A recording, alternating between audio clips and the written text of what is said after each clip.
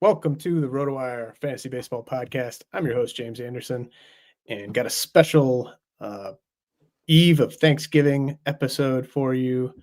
Got my friend Dylan White from Baseball America here, and we are going to break down rookie infielders to target, rookie infielders to avoid, and then maybe some late round rookie infielders for those of you in your draft and hold leagues. Dylan, how are you doing today? Thanks for joining me, man. I'm doing okay. I'm feeling the pressure of last week you saying to Dustin, or at the end of your Dustin podcast, you had a very special guest for today, and I assume that's me, and that's put a lot of pressure on me. So I hope I can live up to the acclaim. Well, you are a very special guest. You were the co-manager of the main event overall team a couple of years ago, and you produced the Robo Scout feature for Baseball America. Just really great stuff all around, Dylan. So I appreciate you joining me. As you know, you and I have probably talked about Chandler Simpson in our DMs more than any other rookie this offseason. And last week, he was a player that Dustin and I discussed. Obviously, for those who don't know, Chandler Simpson, probably the best base stealer in pro ball, outfielder in the Rays system, has zero game power essentially, but could be a 100 steal guy in theory. And Dustin and I discussed him a lot on last week's episode. Since then, my main point about Simpson being a below average defender, starting to hear chirps and whispers about maybe he did improve during the season. So, and that makes sense because a lot of those defensive grades can kind of be lagging, right? Like you produce the defensive grade and then maybe it's a few more months before that defensive grade actually gets updated. Maybe it's 12 months before that defensive grade gets updated. So the Rays top 10 list came out today on Baseball America. So perfect timing.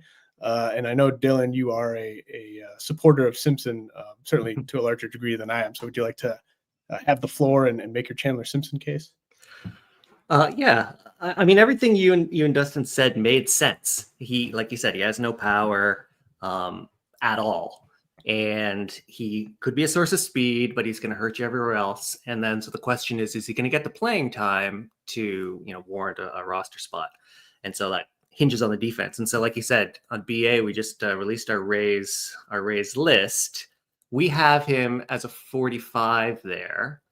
And we had some discussion actually in the BA Slack about like Trey Morgan, for example, is like an 80 defender at first. But if he went to the outfield and played a corner spot, he maybe is a 45. And so like, what do you put for defense? Is it what he is now, what you expect he may be in the majors ultimately, et cetera? So I think with Chandler Simpson at center field, he's a 45, maybe going to get to a 50. The defensive metrics I've seen, where it's sort of like run prevention, like run value from a defensive point of view, he's actually above average.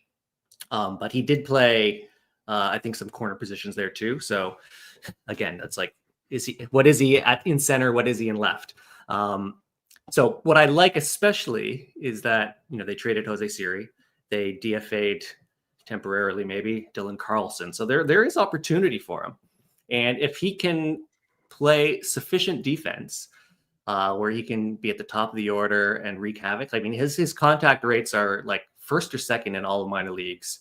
For those who qualify, he hits velocity like over 94 miles an hour. He's totally fine. He hits stuff on the outside of the plate.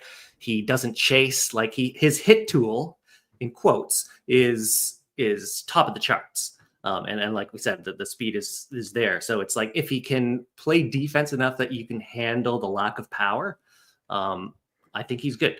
I think he's valuable. And in fantasy, to have that the option and the ability to just kind of plug in someone, every 2 weeks or so, if they're going against a team where they are not good at catching steals, like Will Smith for the Dodgers last year, for example, where everyone was running roughshod over the Dodgers. Like, I think that's helpful and it's very useful and strategic to have in a DC.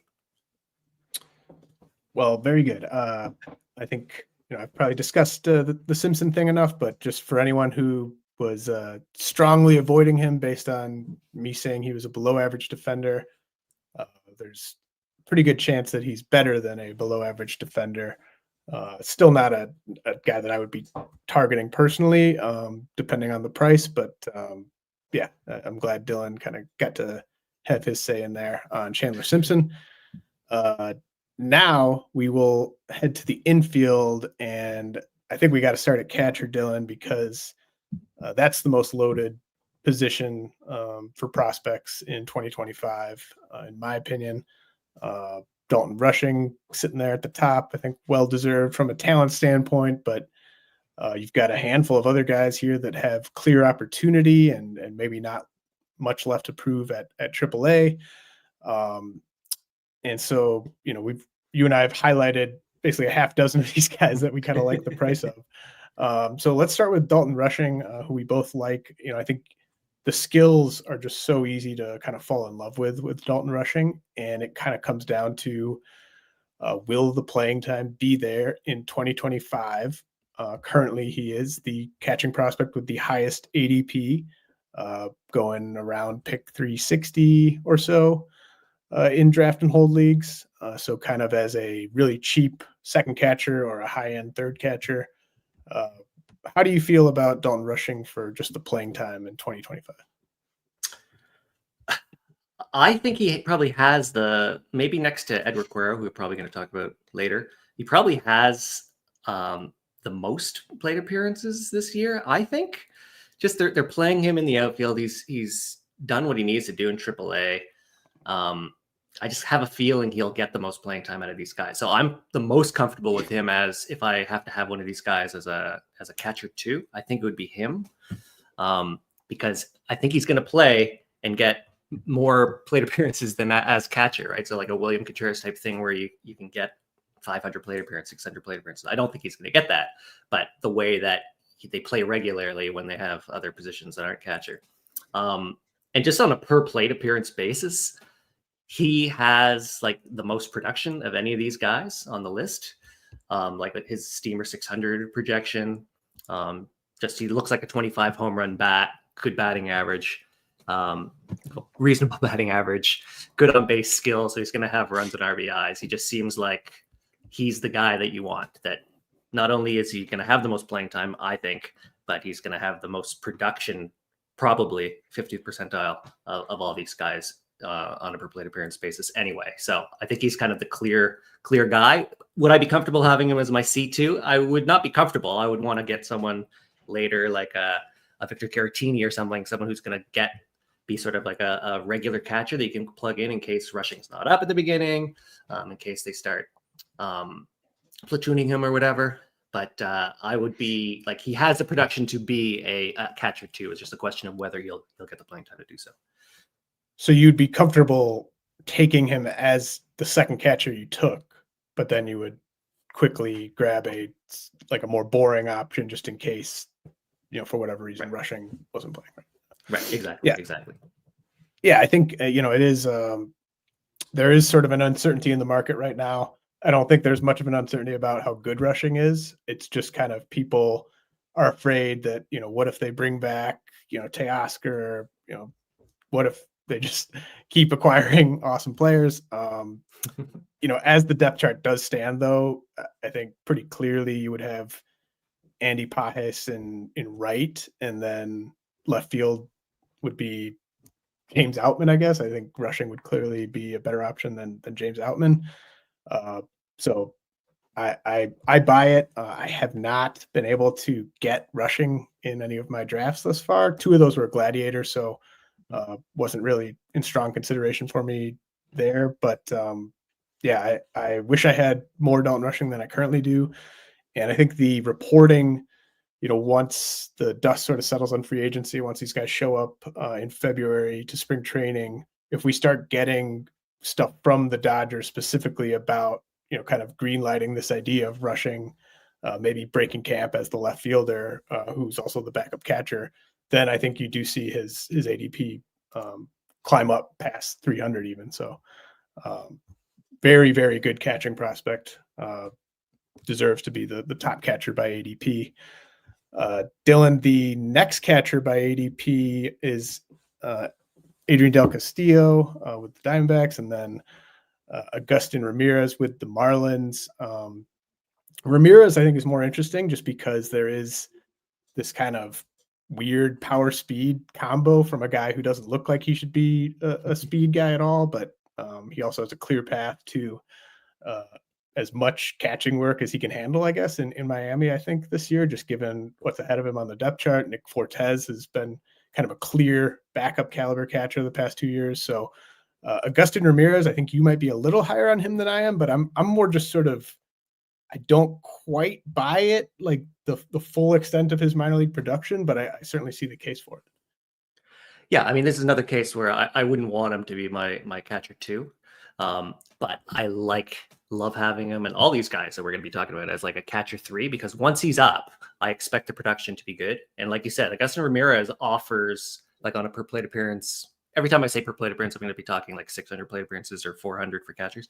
He's like a 15 stolen base threat, which you don't normally get at the catcher position, obviously. Like Real Muto maybe showed that. There aren't that many others, like maybe Connor Wong. So this is kind of a unicorn situation in the catcher position. He was crushing it at AA. The Yankees manager for him at the time was like talking about how he's a generational talent, and that might have been, talking up his trade value because he was, part of that deal for Jazz. But like, he was just crushing it. He has a 108 mile an hour, 90th percentile exit velocity for the year. His contact is 75%, which is basically average, basically the same as Dalton Rushing, basically the same as Adrian Del Castillo, but more power. He chases at an average rate, he barrels at an average rate, but he's young. And so, like you said, the depth chart on the Miami Marlins is so weak that you could easily see him come up and be right in the middle of that batting order if he comes out of the gate hot. So he's someone I like. I like the price. I think he's going in like the 30s. And so, that's even beyond the bench slots on a main event. And so, like, at that, with the possibility of his production, like, no brainer for me. Yeah. And the depth chart is poor enough, and his catcher defense is basically the one sort of thing that everyone agrees is sort of a weakness in his game, which is partly why the Yankees were willing to move him. But if he's ready offensively, you could even see a way for him to get starts at DH as a rookie when he's not catching. And so there is a very high ceiling for Agustin Ramirez as a rookie this year because of the speed, the power, and just this kind of open runway of playing time available to him. Edgar Quero is the 4th rookie catcher by ADP. He is the only rookie catcher who I've drafted multiple times so far this year. And it's really, I think I kind of think Edgar Quero is the safest rookie. I think his floor is maybe the highest, in my opinion, of all the rookie catchers, just because I'm 100% confident in the playing time. Like I would bet on Edgar Quero winning a job in spring training and making the opening day roster for the White Sox. And then I just think the improvements he made over the final few months last year, just an elite hit tool for a catcher his age. And then he starts getting to power about midway through the season as probably the youngest catcher in the upper levels. And, I love everything about Edgar Quero. Where's he kind of slot for you? Is he behind Ramirez or is he ahead of Ramirez?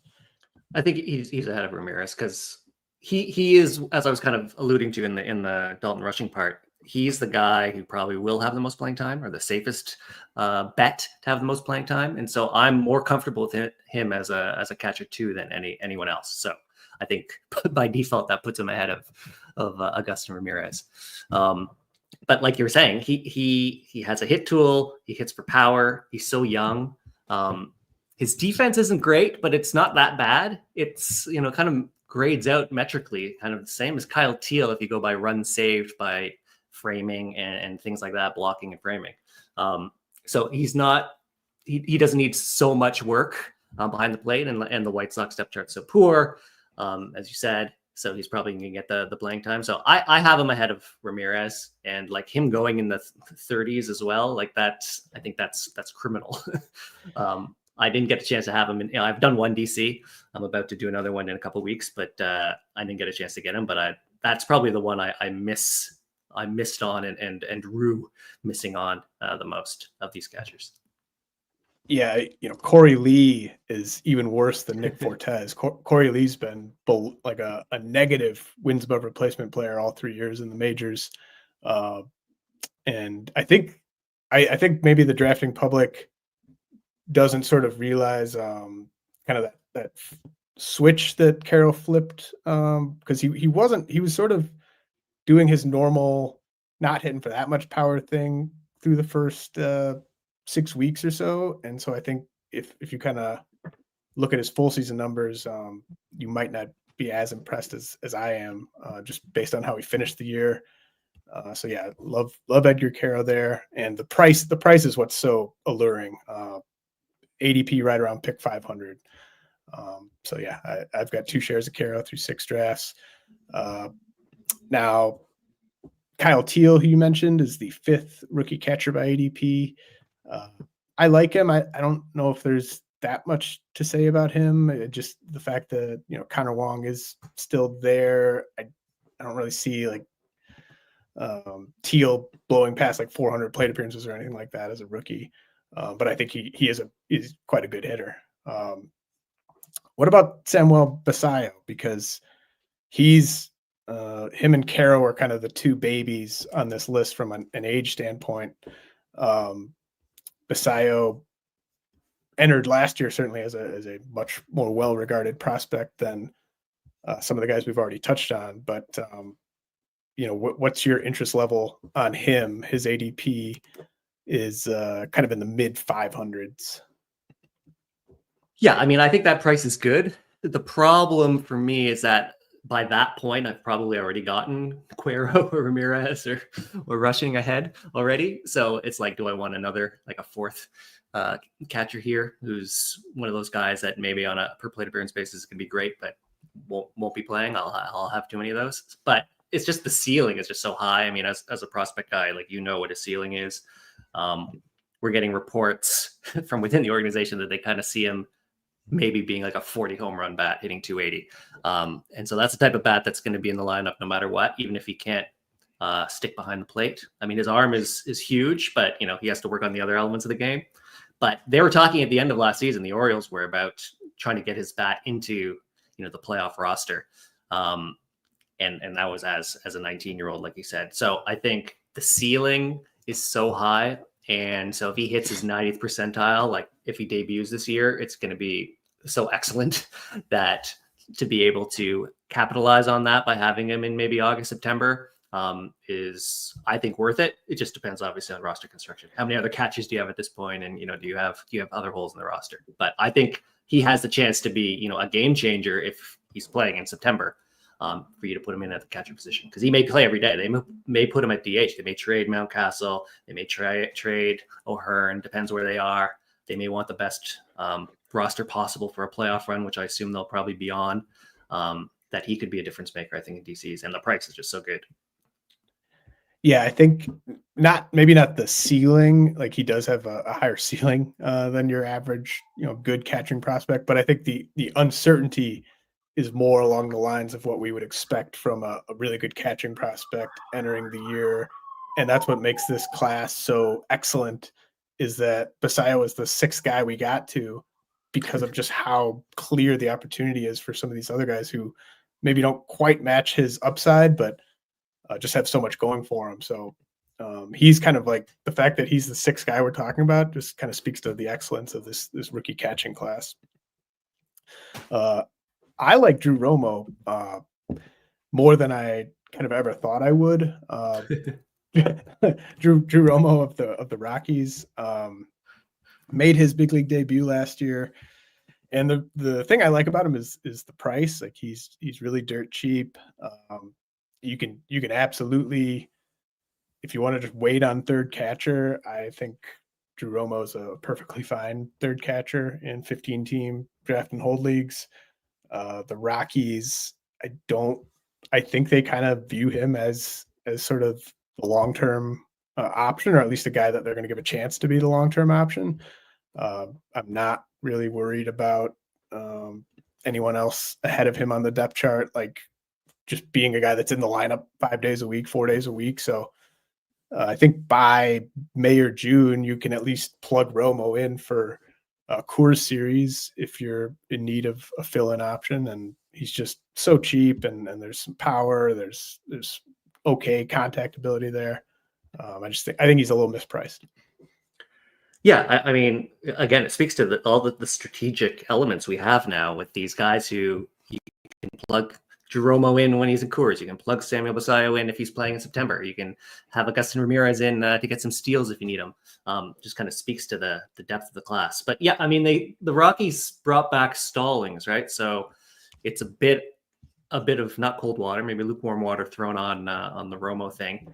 I would have agreed with you that the Rockies want Romo to be their long-term option, but then they started playing Goodman there, which I didn't expect. I thought they kind of gave up. I don't think that's going to be a thing going forward. Do you? I don't think it's going to be a thing, but I think it's kind of a signal that they don't think Romo's ready yet. That if they're, he was really young. Like what? Let's see, how old's Romo? So Romo turned 23 at the end of August. So he was, he was 22 at AAA, above league average as a hitter.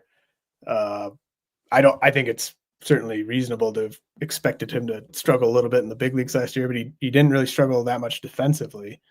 And I think that's maybe the edge, kind of the clear edge he would have on over a Hunter Goodman. And then, Stallings, if Romo had been going about 100 picks earlier, I'd be out on him after that. But Stallings has been below 300 plate appearances each of the last 2 years, so maybe caps Romo's upside a little bit. But I still think there's plenty of playing time there. Yeah, I mean, like you said, for the price, there's definitely positive value here. I was just kind of pushing back gently on sure, it's going to be the regular catcher. Moises Ballesteros of the Cubs is the eighth rookie catcher by ADP, and then Drake Baldwin with Atlanta at number 9.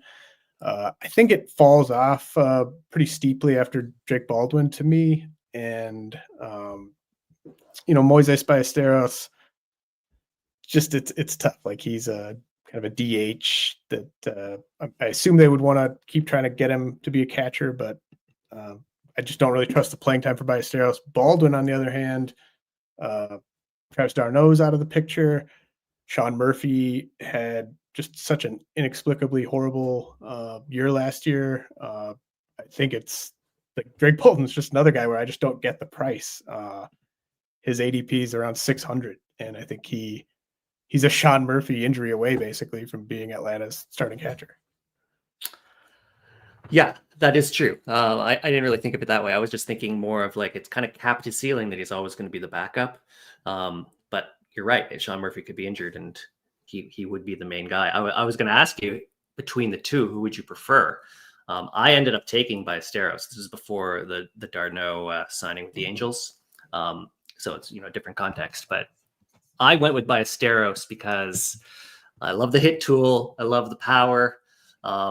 The combination. He's young. If he was not catcher eligible, I wouldn't really be thinking about him, because I agree, where is he going to play and all that. But because he's catcher eligible, he kind of enters the picture for me. Like, I could see him coming up, mashing, and then ending up playing regularly. And I just don't really see Baldwin playing regularly necessarily. So I went with Ballesteros, and the AFL performance was great for Ballesteros too. So what's your thoughts on the two of them, between the two? Yeah, I think it's maybe ceiling versus floor. Ballesteros has the ceiling and Baldwin has the floor to me. And I always get wary. Ballesteros has a really bad arm. He's bad at controlling the running game. That's easy to quantify statistically. I am wary when we hear like, oh, he can't catch, he has to move to DH. We have seen cases where guys like that have gotten better, and Ballesteros is still young. So I don't want to just completely rule out him figuring out catching. And if he does, then you hit on that pick, right? Like, then he's a guy that by July, he might be someone you're plugging in over whoever you drafted as your catcher too. So yeah, and I think the Cubs are going to try. They're going to try him behind the plate. Right. That's my thought. So the way it worked out for Yeah, I was just going to say there's zero incentive for them to just declare he's a DH this year. Yeah, exactly. That's true. That is true. So the way it worked out for my DC, and it's kind of speaking to how I think about the roster construction, and I'm sure you're very similar. Is so my first catcher was Sal Perez, and then I took Gabriel Moreno. So I have my 2 catchers. I'm happy with them. And then so I took Ballesteros as my catcher 3. And then if he's not up in the first half and Moreno's injured or Sal's injured, then who's going to be my backup catcher? So then I took Victor Caratini, speaking of him earlier, as my C4. So it's like, because I'm taking Ballesteros, he may just be a second half player. Maybe he's not going to play. I need someone who can plug in case of an injury.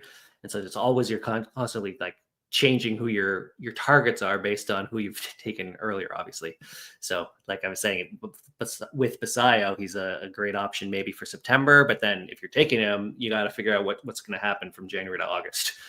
If you take Rushing and he doesn't come up, then you're stuck with him as your C2. So maybe you're more comfortable with him as a C3. Make sure your C3 then is someone who's going to play regularly. So anyway, kind of a tangent. Yeah, I think generally you're probably a little, or I'm maybe more willing to leave the draft with 3 catchers than you are. But I definitely, if Ballesteros was my 3rd catcher, I would do the exact same thing you did with Caratini. It just kind of depends who the 3rd catcher ends up being. Yeah, and so I was just going to say, I took the 4th catcher, because Steve Weimer said he takes 4 catchers, so that means you should be taking 4 catchers. Yep. But also, Sal Perez has first base, so it's like there's a bit more flexibility. You're not kind of stuck with 4 catchers. You have some flexibility, so it kind of softened the the blow of having 4 catchers on the roster. But go ahead, sorry. And I used to scoff at the idea of catchers having dual eligibility. Like, why would I ever not plug this guy in at catcher? But there's definitely been times where a catcher being eligible at first base, I actually would have used them at first base at certain points. So that is not nothing.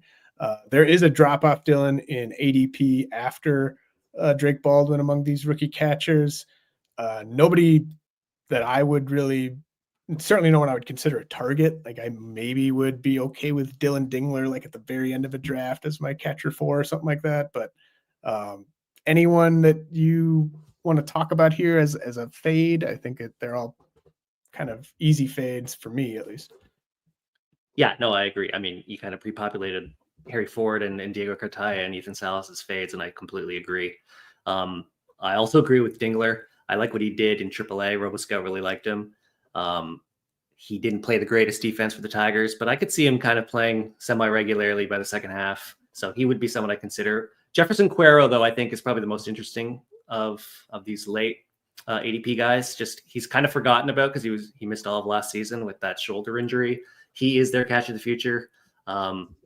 Maybe with William Contreras, I don't know how that's going to shake out, but like they love his defense, they love his bat, and he was great as a very young hitter in 2023. So I think he could surprise, and he could play semi-regularly, maybe in the majors by the second half. And I've seen, I haven't done this. I have drafted William Contreras a couple of times, but I have seen people take Contreras and then take Quero with their last pick or their second to last pick as sort of a handcuff for your 3rd round pick catcher, basically, which makes sense. Okay, yeah, and Ethan Salas, he's not going to be up this year. Cartaya is not going to be up this year. Okay, let's move to first base. Not a ton to discuss here, Dylan. The number 1 first base prospect by ADP is Davison De Los Santos of the Marlins, then Bryce Eldridge of the Giants, Zach DiCenzo of the Astros, but now we're already into the mid 600s in terms of ADP here. The only first base prospect I've ended up with a share of is Nick Kurtz, and I probably set the max on him. I would guess I got him in the 50th round of the meatball draft. He's the one that you highlighted. Talk to me about what you see from Nick Kurtz in 2025 of the Athletics. Yeah, so he hits for power. He doesn't chase. He's athletic. He's probably going to be up with the A's. Do I still call them the A's this year? Yep. and they're also going to be playing in a PCL park. So and the trick here, I think this is like where it's very exploitable, actionable information, is that Steamer doesn't have a projection for him, I don't think. And so he's kind of forgotten. Those who are projection focused like me, there's no Nick Kurtz projection, so you can't do a to B comparison of him to Zach DeCenzo. But I've talked to Jordan Rosenblum. I love his work. He follows sort of the same approach to doing projections, and he has him as a 20 home run, 8 stolen base bat, 110 WRC plus, based on what Nick Kurtz did in his professional debut after being drafted last year. So he has the best WRC plus projection of any of these guys. If it is indeed 110, and I have no reason to doubt that. His 90th percentile exit velocity, Kurtz's was 109 miles an hour. Of course, limited plate appearances, but still, he has a 110 as his 10th percentile highest exit velocity. His ex-Wobacon was 507. Like, it's just no chasing, 21%. It's all great. So he could come in and he can just dominate. So I think he's probably the best value based on ADP of all of the players we're going to talk about today. And no one really knows it or is confident in that. But I'm saying right now, I'm confident in Nick Kurtz being the guy to take. Yeah, yes. Dylan thinks best value we're going to discuss today. I just want to pull up because I have his old ADP from about a week ago. And now the thing about Nick Kurtz's ADP is that I was the first person. Like, I think there had already been a couple completed drafts when I took him and I added him to the system. And so his ADP is not his current ADP. I don't think is going to be reflective of like where you have to take him. But his current ADP in Draft Champions, he's been taken in 16 of the 21 DCs. Nick Kurtz, min pick is 554. So that, like, 554. Are you okay with Nick Kurtz at that min pick area? I think so. What's 554? That's like 40th, 38th? 30, 35, 30. Yeah, I'm definitely on board with that. I mean, I think he should be in the like 25 to 30 range, theoretically. Like, he shouldn't be a bench bat. And he's not being. You're talking about DCs. You're talking about just DCs here, though, right? Yeah. I'm talking about DCs, but I'm just like, that's my proxy for knowing, like, is this guy someone I would take? Like, would he be one of my 7 benches in a main? And so like anyone below that is worse, right? So in a DC, would you be okay with Nick Kurtz as the second first baseman you took, or would you maybe take him as your second and then quickly take, say, what's his face for the Nationals or something like that? Juan-Yepez. Yeah, Juan-Yepez. Actually, I have Juan-Yepez as my I think Juan-Yepez is the best dirt cheap, like, high floor first baseman for DCs right now. Even though I couldn't remember his name. But so back to my question, Nick Kurtz, does he have to be your third first baseman, or are you okay with him as your second first baseman in DC? I think it's like the Dalton Rushing thing. So it's like, he's probably good enough to be the second, but I'd be very uncomfortable. And so I'd want to take someone, I want to handcuff him or pair him with someone like a Juan-Yepez, someone who's going to have more regular playing time, but maybe not on a per plate appearance basis be as good. I was trying to play ADP chicken with him in the DC I was in, because I saw he was basically a 48th round pick or something like that. So I'm like, all right, well, I don't want to possibly miss out on him, so I'm going to wait. And I literally got sniped. The same guy who sniped me on Matt Shaw sniped me on Nick Kurtz. And it was very Jeff wasn't even talking about the Nick Kurtz. That's right. This is the universe against me, not just Jeff. Yeah, so that one hurt the most, more than the Matt Shaw, more than any other snipes I had. It was just because I'm like, I was so confident, like, this is going to be the steal of the draft. I'm going to be laughing and sitting pretty in in 2025 season, and then I got sniped literally the pick before me. So yeah, I would not be comfortable with him as my second first baseman. Definitely comfortable with him as my third, but I'd also want a fourth, another corner guy, I don't want to be stuck having to play him, put him in when he's not in the majors yet. But I think on a per plate appearance basis, when he's up, he's going to play regularly, and I think he's going to be productive and be rostered if he's on any of my teams. So Tyler Soderstrom versus Nick Kurtz for a DC. Probably Soderstrom. Just it's a safer floor. Although the batting average will hurt. I like Soderstrom this year, actually. Me too. He had a quietly good year, a better year than I expected. So I think I'd take Soderstrom, but I think when Nick Kurtz is up, he's gonna force the issue and be playing wherever he's gonna be playing. Like I think they may try him in the outfield. He's very good at first base. They may move Soderstrom to DH. Like I think they'll just have the bats in the lineup. So I guess what I'm trying to say is I like Nick Kurtz. Yeah, I got to see him in Arizona, and he's got such a odd baseball body. You can kind of see where scouts get the Jim Thome comps. He's not he doesn't look like an athlete. I'll put it like that, but he absolutely rakes.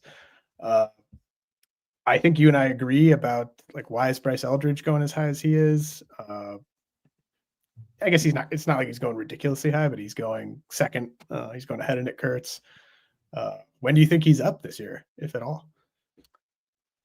I wouldn't bet before the All-Star break, but I think he will be up in the second half. But he's still raw.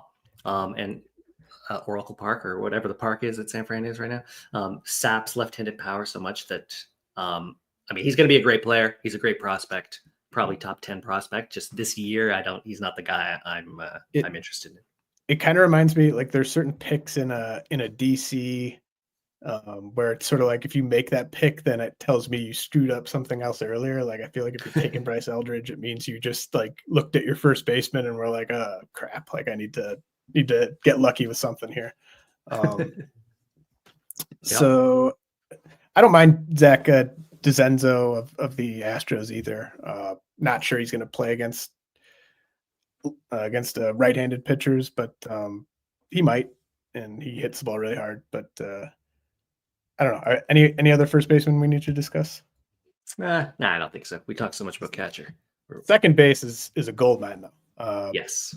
Christian Campbell of the Red Sox up top at second base. Ronnie Mauricio, Nick York, who I like a lot. We'll start with Campbell. I know you're a Campbell guy. You took him in that DC. Do you think he's severely underpriced? Do you think he's just kind of properly priced? Expecting him to break camp? Where are you at? I thought I got him at a good price, an appropriate price. I think it was the 23rd, maybe. And I expected it to climb. And so like when I checked today to see what his ADP, I totally expected it to be like the 18th or the 19th or something like that. And it wasn't. So I'm a bit surprised at that. I figured that once people saw like the Steamer projection, like when I drafted this, the update to the Steamer 600 hadn't happened yet. So he actually got a little bit of a boost when that came out after I'd taken him. He has like a WRC plus of 113. Russell Armchair Roto just came out with an article about how you can find kind of gems in the back of DCs. Just look at their WRC plus projection. Anything over 100 and they're going to get some playing time. And Christian Campbell's is 113. Like he's 13% at this age without having debuted, better than average major league hitter. He has power. He has speed, like 17, 15, that type of thing. His batting average is good. His on base is going to be good. So when he's playing, he's going to be great. So again, it's like the thing of the Dalton Rushing and Nick Kurtz. I'm not comfortable having Christian Campbell as like my middle infielder because he may not even be up until May or June. It may not break camp, and I don't want to take that bet. But as a like the third pick, the first backup middle infielder, 100%. So just you have to make sure you backfill with a middle infielder who's going to play. But I think Christian Campbell is a screaming value here, really. Like my projections, I kind of look at what the value of each round is and like what the projections are saying. Like he looks like he's being taken he's $7 value in ADP of 22, 22nd round. So let me say that again. being taken in the 22nd round, what you're getting from Christian Campbell is like $7 of surplus value. So he should be taken much earlier. And that's like if he gets 400 plate appearances. So he can move up or down based on what you think his playing time will be. But yeah, I really like Christian Campbell. I think what's happening with his ADP is that people just don't like taking guys that they know or they expect to have on their bench on opening day in one of their first 23 picks of the draft. Like it's just sort of this human nature thing of I got to fill these active spots. But I think that's where you get value in DCs, and sometimes it's with a prospect like Campbell that you're just confident in being up maybe earlier than the market is, or maybe you're not confident in being up, but you're just confident in what you're getting when he is up. Or it could be a pitcher coming back from an injury or something like that, or a suspension or whatever. But if people don't think a guy's going to make the opening day roster, there's just sort of a limit to how high their ADP gets usually. So I think that's what's happening with him. But I think I'm the same way. Yeah, it's understandable. But yeah, I read that article by Russell as well. It was great, and I appreciated the Spencer Horwitz shout out because I was in the Spencer Horwitz 19% club last year. He was only ever started around 18 or 19% of rosters because he was only rostered on 19% of rosters last year. There you go. So yeah, I think that all makes sense with Campbell. You and I were discussing Mauricio a little bit. I have a share of Campbell. I also have a share of Mauricio. I got them on the same team. I got Mauricio way after his ADP. I think Mauricio's current ADP is 425, and he's got as high as 289 and as low as 695.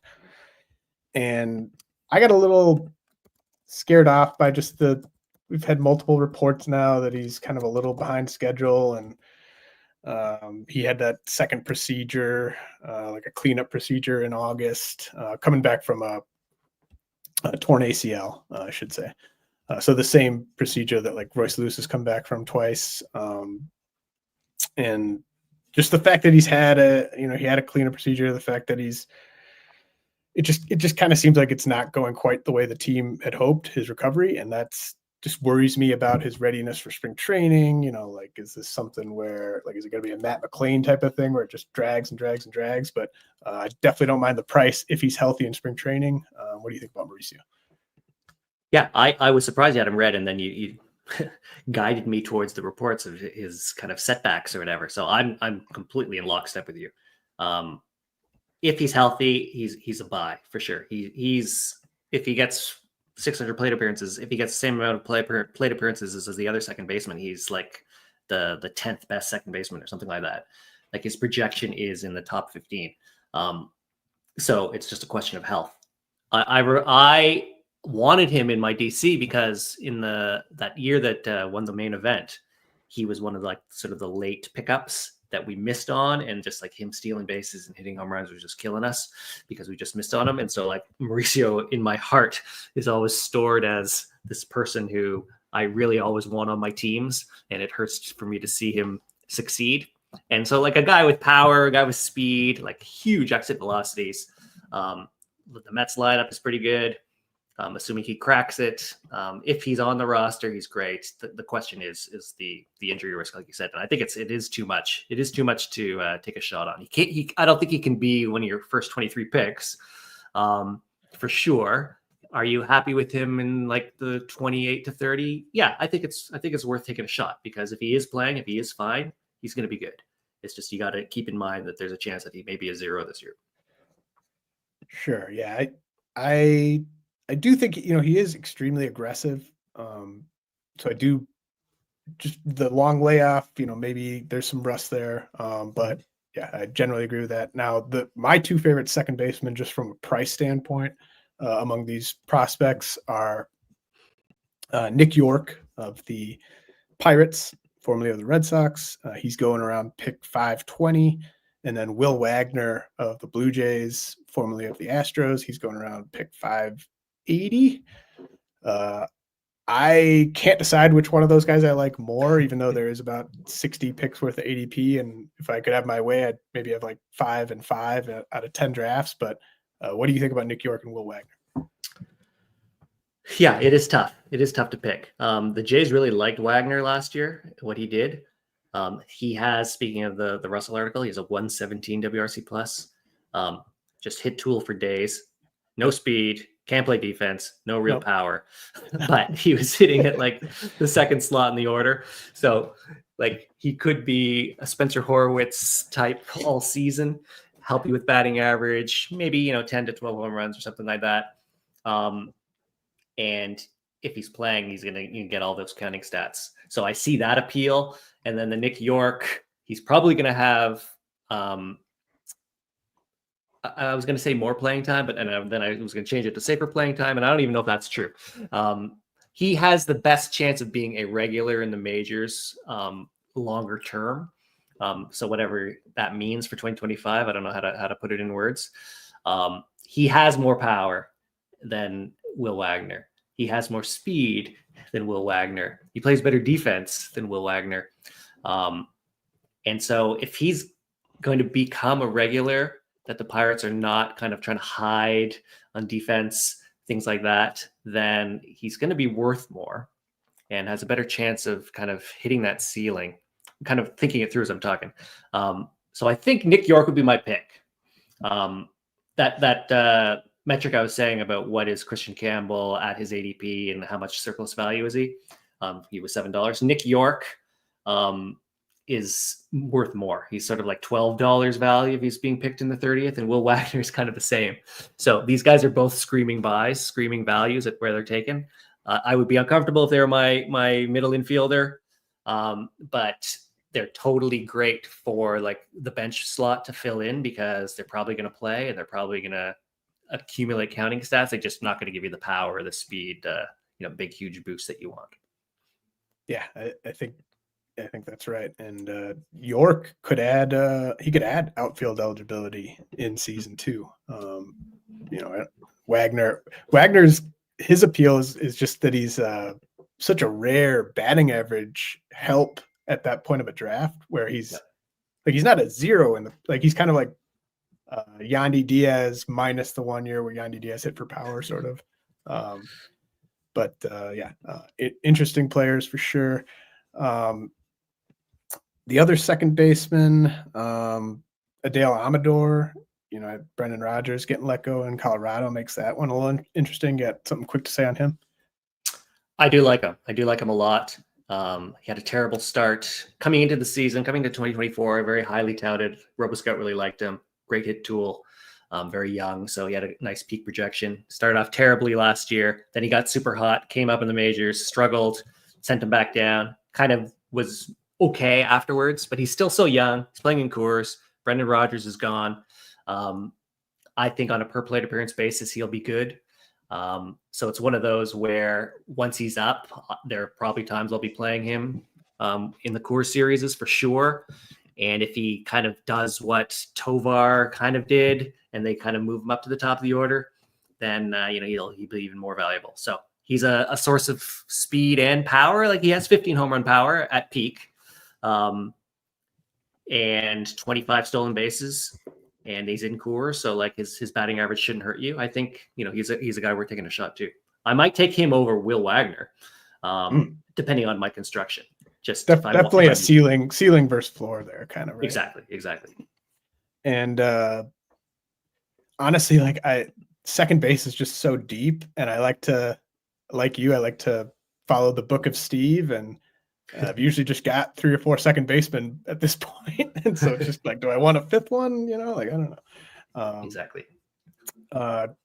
Caleb Durbin, talk about burying the lead. We're almost 50 minutes into the show. We haven't talked about Caleb Durbin yet. What do you think?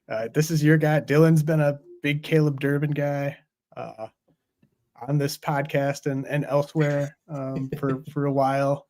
Caleb Durbin's getting all kinds of great headlines. He's going to be a big part of the team in 2025 for the Yankees.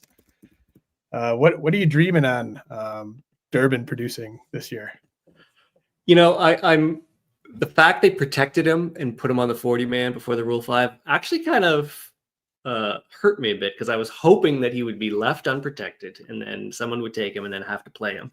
I'm worried that they're using him as a chip for Glaber or something to re-sign him, talking just so outwardly and so publicly that he's going to play a big role and we will like him at second base and all these things that, maybe bargaining chips. I like Caleb Durbin. Almost liked Caleb Durbin for a while. Good contact, no real power, but the speed, he basically steals anytime or tries to steal anytime he gets on base. Set the record in the AFL. I think he broke his record from before, maybe. Utility player, can play defense. They love the makeup. So he's a utility player who will get multi-eligibility likely this season. He'll be a source of speed. He won't hurt you in batting average at all. And he won't really hurt you in power that much either. Like he's not a Chandler Simpson. So I guess it's just it's a question of opportunity. And when you're this far down in the draft, like you said, we probably have 4 or 5 second basemen that we really like. It may not fit. I took him in mine. Where did I take him? Maybe. Do you remember? 47th or something like 47th? that? 47th? Yeah, I'm totally fine with that because, at the 47th pick, you're not really.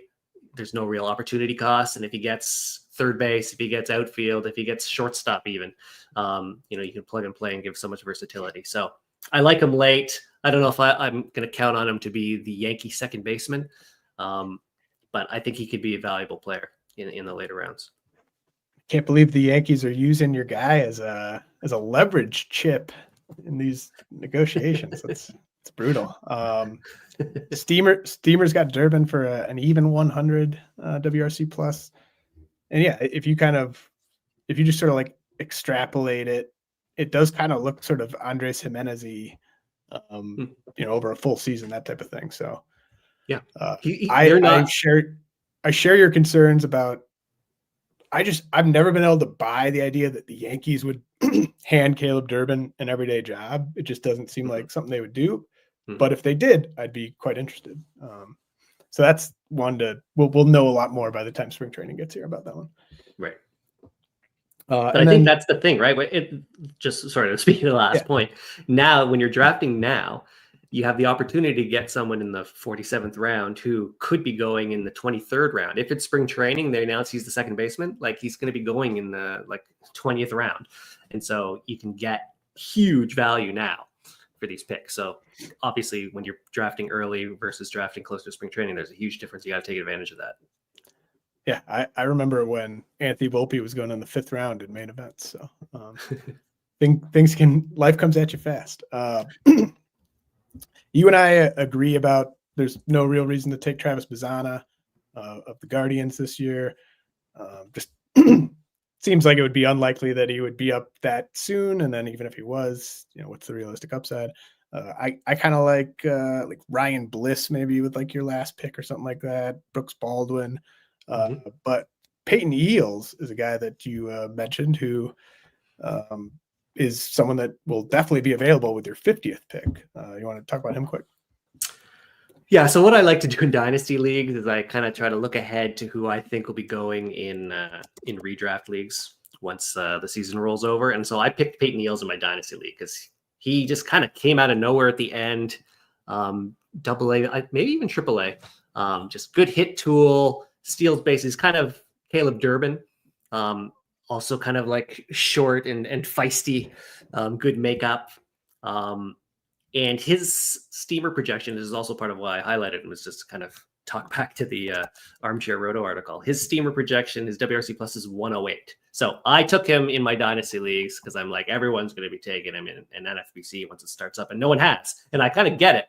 He has these great projections, but what's the path to playing time with the Twins? They have a lot of mouths to feed, it feels. And he's not really the top prospect.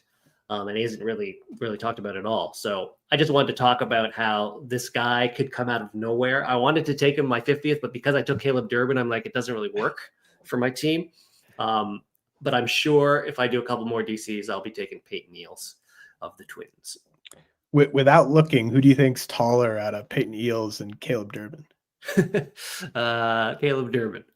Yep. Durbin's 5'6" and Eels is 5'5". So I can tell you Caleb Durbin's zodiac sign, James. yeah. Yeah. What's his birthday? He's a Sagittarius in the shadow of Mars. All right, let's head to third base. I like Kobe Mayo this year. 324 ADP. You know, man, there's good players there at that range of the draft that don't come with the same question marks that Kobe Mayo does. So Yep. I like him. I thought the price would be a bit lower. What do you think about Matt Shaw? The infamous Matt Shaw. I like him a lot, but I like him because he may play second base, if that makes sense. That it's just he'll have the versatility possibly. He's a third base eligible now. If Nico Horner's not able to, perform next season, or if he has a setback, there's a high chance they bring up Matt Shaw because second base is really the position he's going to be playing, I think. Yep. He doesn't really have the arm for third, but he's a 2020 bat. 2020 bat this year. Like this is not like at peak he can get to 2020. He's shown in the minors enough production that his major league equivalency right now is a 2020 bat. So the question is the playing time. And I, as is infamous in this thing, I was going to take Matt Shaw specifically because of the Nico Horner news. I just found that it was like suddenly news was kind of leaking out that there's a chance Horner may miss the season. There is a non-zero chance he may miss the season. And if that's the case, then Matt Shaw in the 25th was not going to be, you were not going to be able to get Matt Shaw on the 25th anymore. And he has appropriately crept up and up.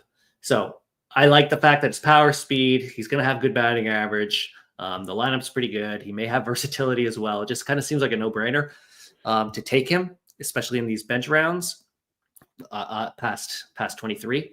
Am I comfortable with him being my middle infielder, my corner infielder? No, I'm not. So it's again one of those things where you got to kind of backfill with someone who's going to play. But I think he's going to get 300 plate appearances this year, and that includes the fact that maybe Nico may not play or Nico will be fine. It's like all in all, I think 300 is probably his 50th percentile plate appearance projection. At least that's what I feel. Yeah, I think you could argue that Shaw, of all the infielders we're talking about, even Campbell and Rushing and Kurtz, his ADP could go up, or he could climb the highest from an ADP standpoint between now and opening day of the guys we're talking about. Like he could be going inside the top 200 come like late March, depending on how the news goes. Or do you think that's too high, like top 250? No, I think definitely it's possible. I'm just trying to think like if Christian Campbell was going to be announced as a starting second baseman in spring training, he's probably going to be going higher, I would think, than Matt Shaw. If Matt Shaw was so like if we know both those guys have starting jobs to begin the year, Campbell goes a little higher, you think? I think Campbell will go higher. I think Campbell will probably be more productive, but I may take Matt Shaw just because we just talked about the depth at second base that you don't need Campbell. There's so many other guys. Honestly, I don't think we have to talk about any other third baseman. Fine by me. If anyone wants to ask me about Jace Young or Shea Whitcomb or Brian Ramos, you know where to find me. Shortstop, we've got Jordan Lawler at the top, Jacob Wilson right behind him, Luis Angel Acuna, Trey Sweeney, Colson Montgomery.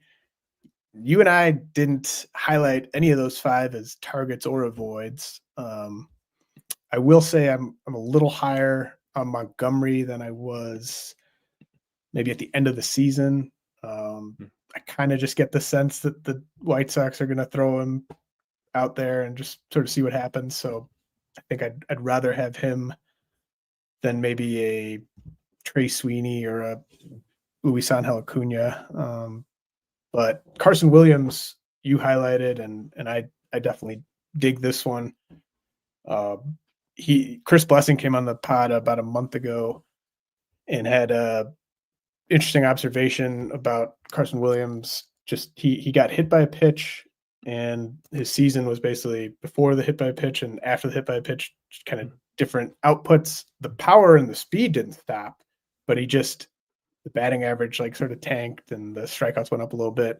But he does clearly seem to be Tampa's shortstop of the future. So when do you think we see Williams?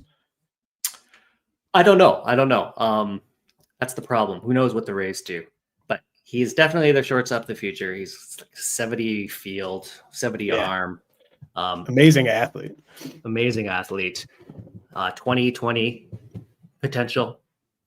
Pretty close to it right now. It's just the batting average is the issue. He's had a 68% contact rate in 2023, 66% in 2024, which is below average. But his power is good. It's a 106 mile per hour, 90th exit velocity in 2023. It was a 105 miles per hour last year. So he's got the thump. He hits it at good angles when he does hit it. He doesn't chase. His chase rate is better than average. So he chases less than the average person chases on pitches out of the zone. And his barrel rate's above average. So he's kind of like an Astros prospect where they love the thump and they're okay taking the hit on the contact. But then you add in that he's incredibly defensive, incredible defensively. So the Rays are going to play him. I mean, they were playing Taylor Walls for many years. So they're going to play Carson Williams. The question is, when is he going to be ready? When are they going to think he's ready? He's going to be up. He is going to be up this year. I don't know when. The way they kind of slow play things, probably in the second half. But if you need power, if you need speed, he'll probably play regularly. Carson Williams could be a very valuable contributor in the second half. Just know that the batting average is probably going to be 210, 220. But if you want the power speed, if you want like sort of the Dylan Moore type guy that you plug in every so often, I think he's someone to take. So I was kind of grasping at straws of who to highlight here, who's possibly the best value of these picks. I don't mind any of these picks, but I didn't really see any screaming values. But I think Carson Williams has a chance. Yeah, and so he was hit on the hand June 18th. Before that, he slashed 294, 376, 552 with a 27% strikeout rate. And then after the hit by pitch, he slashed 225, 331, 400 with a 30% strikeout rate. And yeah, I've got no issues with him being the guy to highlight here. Really quick, Leo DeVries of the Padres is getting taken in at least a handful of DCs. That is a mistake.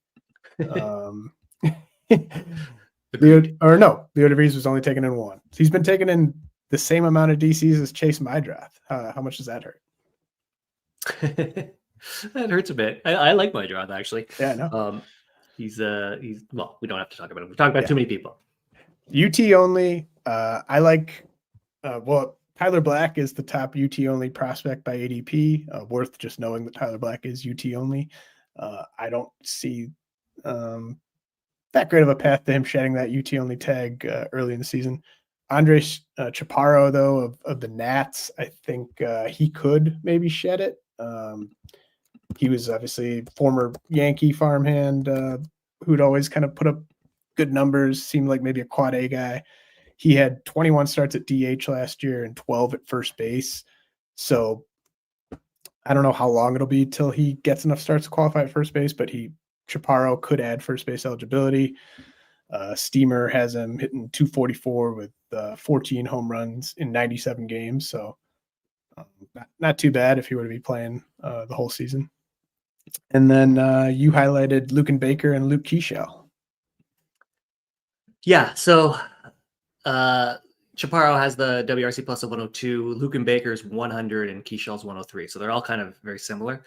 Baker I liked because in 2023 he was, I think, RoboScout's top AAA bat. He was just crushing it.